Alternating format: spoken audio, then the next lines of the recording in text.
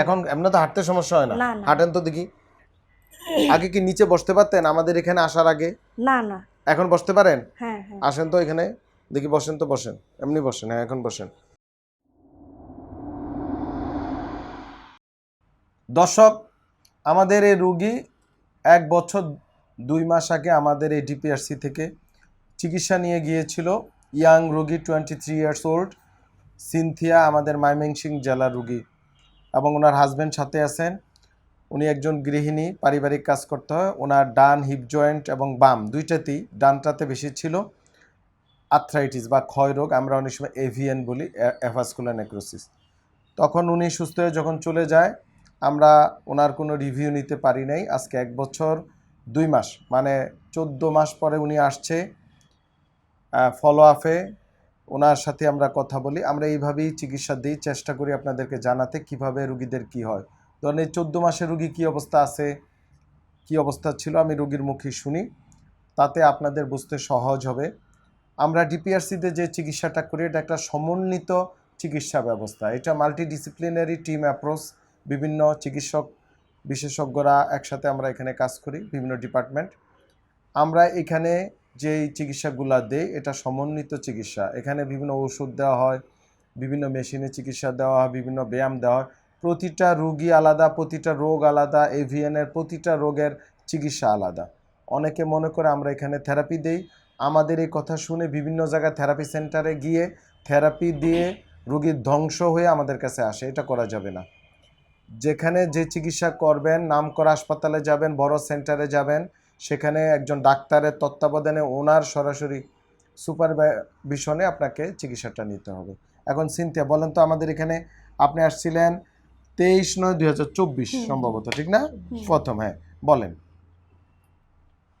তারপরে আমরা এখানে আপনার চিকিৎসা কতদিন ছিলেন তখন? 12 দিন। আপনার সমস্যা তো হিপ জয়েন্টের সমস্যা ছিল।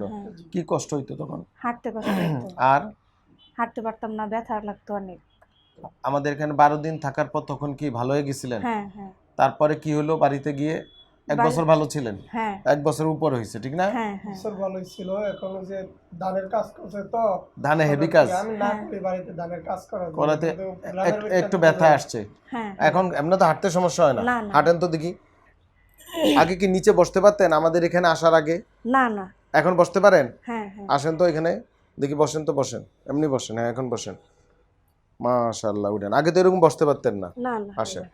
তো দর্শক, আসলে এভিএন রুগী হিপ রিপ্লেস আমরাও করাই, আমাদেরও টিম আছে, সার্জিক্যাল টিম আছে, অর্থোপেডিক সার্জারি, তা ওনারা করে দেন।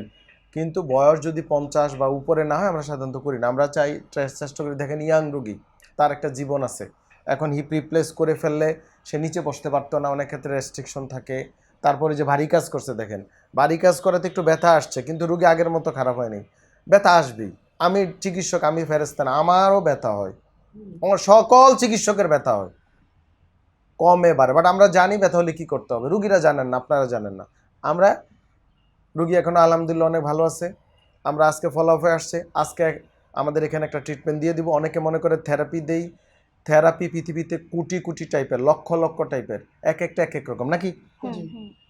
উনি যে চিকিৎসা করছে এখানে, উনিও থেরাপি আমরা দিয়েছি, বাট এই থেরাপি অন্যদের সাথে মিল না। একই এভিএন রুগী, ওনার চিকিৎসা একরকম হবে, আরেকজনের চিকিৎসা আরেক রকম হবে, একরকম হবে না। যারা যেই বিশেষজ্ঞ, সেই বিশেষজ্ঞের সরাসরি চিকিৎসকের, দয়া করে চিকিৎসকের সরাসরি তত্ত্বাবধানে চিকিৎসা নিয়েন। বিভিন্ন থেরাপি সেন্টারে গিয়ে থেরাপি দিয়েন না, ক্ষতিগ্রস্ত হয়ে পড়বেন, ঘুরতে থাকবেন, টাকা পয়সা নষ্ট হয়ে যাবে। আমাদের দেশে মানুষ কোনো বড় লোক না, বেশিরভাগ মানুষই নিম্ন মধ্যবিত্ত, নিম্নবিত্ত, নাকি?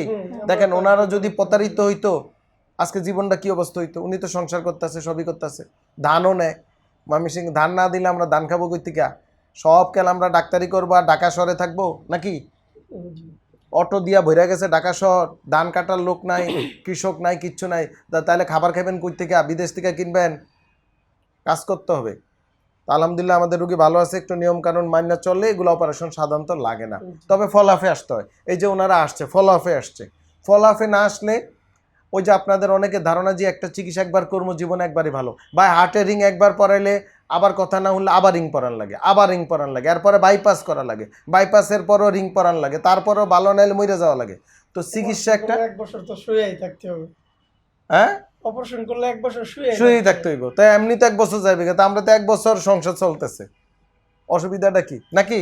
এখানে আসার আগে অনেক ডাক্তার দেখাইছি, সবাই বলছে অপারেশনের কথাই। হুম, পরে যাই হোক, কারণ এখানে- আপনি যে এক বছর উপরে গেল গিয়া প্রায় 14-15 মাস, এতে আপনি যে আমাদের চিকিৎসা ব্যবস্থায় আপনার কি হ্যাপি মনে হয়? হ্যাঁ হ্যাঁ হ্যাঁ মানে আপনার কি মানে নিজে জ্ঞান বুদ্ধি খাটিয়ে দেখছেন যে চিকিৎসাটা কিভাবে কাজ করে? হ্যাঁ হ্যাঁ একটু সামান্য ব্যায়াম করতে হবে, একটু নিয়ম কানুন মাইনা চলতে হবে, অতিরিক্ত ভারী কাজ করার দরকার নাই। উনি কি ভারী কাজ করবে? ওনার যে ফিটনেস, ওজন মাত্র কয় কেজি, 47 কেজি রুগী যদি এখন আমরা 20 কেজি ওজন দেই, সেটা তো কোমরে মান যাওয়ার 13টা বেজে যাইব নাকিও? জি।